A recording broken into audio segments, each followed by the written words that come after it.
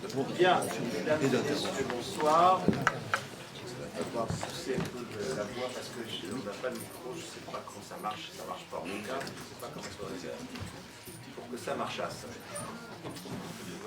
Alors, nous avons ce soir la deuxième partie de la conférence qui avait été introduite déjà la dernière fois, au mois de janvier, par Christian Duterte, donc dans ce cycle qui est de pour thème passer par le travail pour répondre à la crise. Et nous étions donc ici dans un premier moment d'approche économique de notre affaire.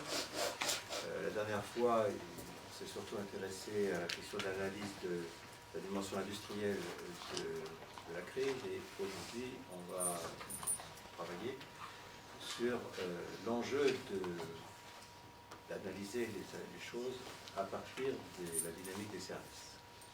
Donc les services, l'industrie au service des services, façon de rejoindre la question industrielle, pas la lâcher, mais de la situer dans la perspective des services qui, à notre analyse, est la perspective dans laquelle on peut repenser un avenir pour l'industrie plutôt que pas. Avant de reprendre ce thème, juste un mot, puisque on voit que c'est une tête nouvelle, j'ai pu rejoindre, ce dont on est très content. Et donc juste un mot sur le statut un peu de ces réunions et ce qu'on propose d'y faire et que chacun comprenne un peu le sens de cet échange. Athémis organise depuis maintenant plusieurs années un cycle de conférences avec des thèmes qui organisent une succession se faisant présentation de façon à faire vivre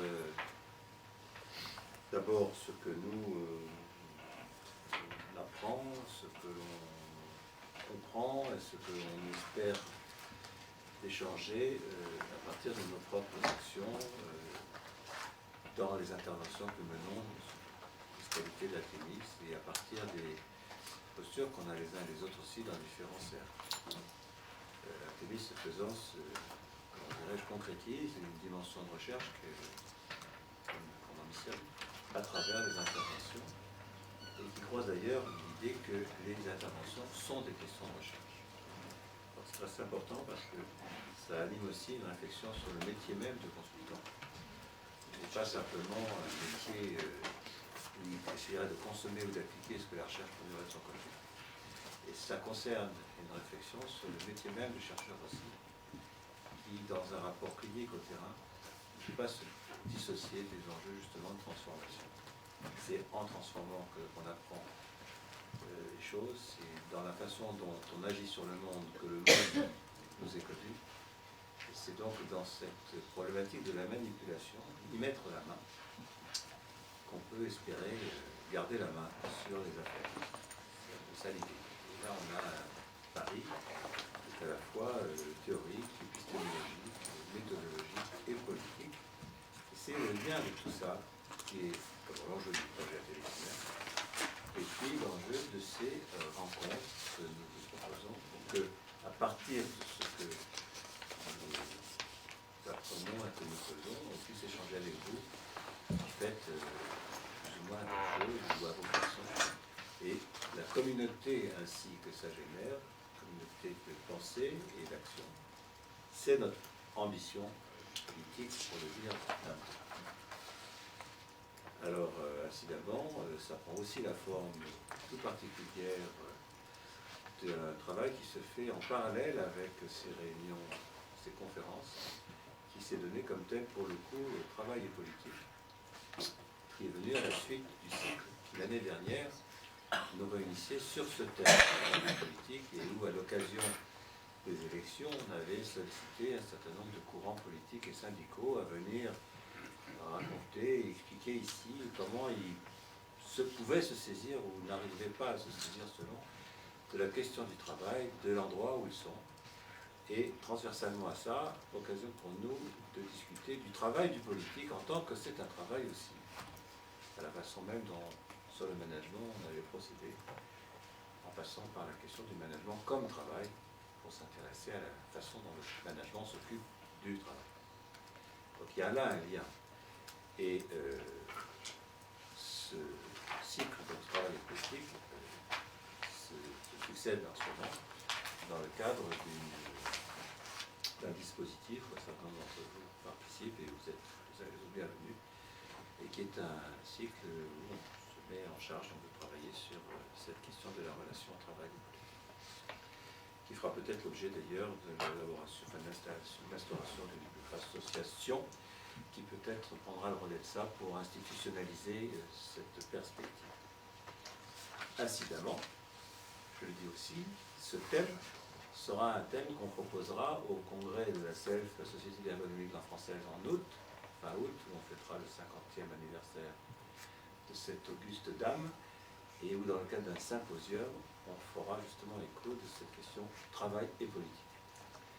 Il y a là un lien donc, qui cherche à trouver dans des scènes diverses le moyen de faire vivre cette question très essentielle.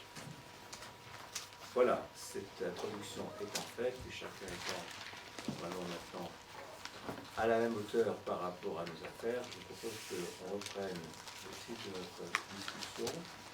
Donc je rappelle, dans le cadre d'un cycle qui s'intitule « Passer par le travail pour répondre à la crise », qui a donc à démarrer la dernière fois par une présentation de questions autour de l'approche, de la séquence industrielle de la crise.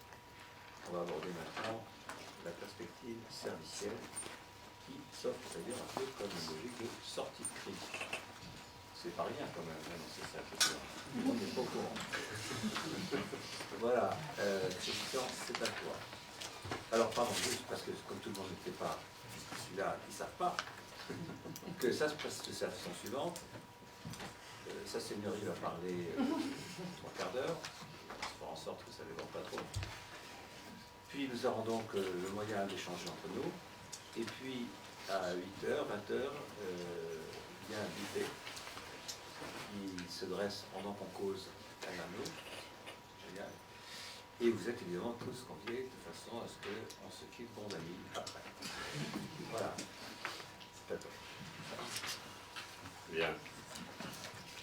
Donc l'objet de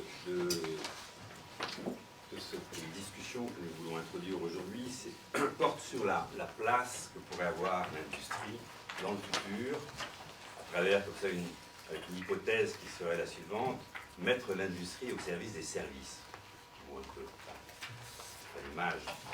J'ai entendu que dans l'histoire, on a pensé plutôt les services au service de l'industrie. On serait donc aujourd'hui invité à inverser cette proposition et à voir dans quelle mesure cette proposition peut tenir. Ce qui va nous conduire à réfléchir à de nouveaux liens entre l'industrie et les services, notamment à travers un modèle économique sur lequel nous travaillons maintenant presque 10 ans, qui a donné lieu à la création d'un club, c'est-à-dire le modèle de l'économie de la fonctionnalité.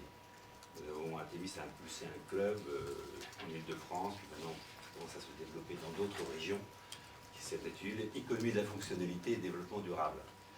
En d'autres termes, l'idée serait de voir comment, à travers ce modèle de l'économie de la fonctionnalité, peut se mettre en place de nouveaux liens entre l'industrie et les services, qui permettraient de stabiliser la dynamique industrielle en France ou en Europe sous certaines conditions, et surtout d'offrir de nouvelles perspectives au changement du travail. Alors, comme vous n'étiez pas tous là la dernière fois, j'ai quand même, je vais faire assez brièvement, mais malgré tout, résumer certains arguments de la conférence du mois de janvier, pour ensuite passer directement dans le sujet. Alors, la conférence du mois de janvier visait à donner un certain nombre d'arguments, de présenter un certain nombre d'arguments qui étaient tournés autour du thème suivant, l'impasse du modèle industriel. C'est pas l'impasse de l'industrie au sens strict du terme, c'est pas la disparition de l'industrie, c'est l'impasse d'une industrie qui continuerait à s'engager dans une logique industrielle. C'est aussi l'impasse de l'industrialisation des services. Alors, cette impasse du modèle industriel tournait essentiellement autour de 3 arguments. Je voudrais vous rappeler. Le premier argument, c'est le fait que l'industrie se met en mise en grande difficulté à la fin des années 70, au début des années 80, par une situation nouvelle où la plupart, la quasi-totalité des marchés des biens manufacturés deviennent des marchés saturés, c'est-à-dire des marchés qu'on appelle matures, c'est-à-dire des marchés qui ne connaissent plus une forte croissance de la demande. Cela tient pour l'essentiel au fait que la plupart des ménages, peut-être 90, 92, 95% des ménages, sont équipés en télévision, automobile, tout ce que vous voulez. Et cette saturation des marchés industriels va transformer les formes de la concurrence. Alors, la nature de ces marchés va évoluer. Ils vont se transformer en marchés de multi-équipements, plusieurs télévisions, plusieurs voitures, etc., ou de renouvellement. Pour favoriser ce multi-équipement et ce renouvellement, il faut s'appuyer sur l'innovation. Alors le problème, c'est que ces marchés de multi-équipement et de renouvellement sont en fait des marchés qui sont très instables lorsqu'on met dans une perspective temporelle, alors que précédemment, la croissance de la demande était très stable. Donc marché très instable et sur des trends, alors c'est une expression économique un peu, voilà, sur une tendance générale qui est très faible, voire zéro, voire négative. Et dans une situation où le trend de croissance est faible, très faible, eh bien, l'introduction des nouvelles technologies provoque structurellement et constamment une réduction des emplois manufacturiers. En d'autres termes, l'introduction des nouvelles technologies informatiques dans le monde industriel à partir des années, début des années 80, 83, 84, ce qu'on appelait la robotique, l'introduction de la robotique ne va pas du tout permettre un redéploiement de l'industrie, à accompagner, on va dire, son déclin en matière d'emploi. Et on est confronté à un premier paradoxe, c'est que si les entreprises industrielles ne s'engagent pas dans des logiques d'automatisation pour s'adapter à l'évolution des marchés, eh bien elles perdent en compétitivité et elles risquent de disparaître. Et si elles s'engagent dans des logiques d'automatisation, c'est-à-dire dans des logiques où elles vont rendre flexible leur système productif pour réaliser des produits variés, elles peuvent rester en place, voire avoir un certain devenir, mais parallèlement, elles perdent des emplois, elles contribuent à la réduction de l'emploi. D'une manière indéfectible, on voit depuis ces années 80 une perte d'emploi, des emplois de fabrication et des emplois manufacturiers. Paradoxe. Si on n'automatise pas, on disparaît. Si on automatise, on fait perdre des emplois. Deuxième problème et deuxième paradoxe, c'est le fait que c'est la façon dont a été abordée la question de la globalisation. Et en particulier, il y a beaucoup d'aspects à la globalisation, mais en particulier l'espoir qu'a pu susciter les nouveaux marchés, les marchés des pays émergents. En d'autres termes, ces pays émergents étaient perçus, lus comme des nouvelles occasions de développer les exportations et à travers ces exportations de donner un relais de croissance à ces entreprises industrielles qui avaient énormément de difficultés à vendre leur production. Mais en même temps, cette logique d'exportation et le développement des formes de la globalisation conduisait inévitablement à des logiques de délocalisation ou d'installation, de développement d'installations productives dans les pays émergents, comme dans d'autres pays. Et l'installation de ces nouvelles installations, eh bien, est amenée à se retourner ensuite contre l'industrie et leur marché, y compris dans les pays développés. Deuxième paradoxe, c'est-à-dire s'appuyer sur la globalisation et la question des exportations pour donner des débouchés aux industries, et en même temps, parallèlement, eh bien, processus de délocalisation, voire retournement de la production des pays émergents vers les pays développés, et concurrence de plus en plus intensive, ce qui ne permettait pas rien de résoudre la question de la saturation des marchés saturés en Europe et dans les pays développés en général.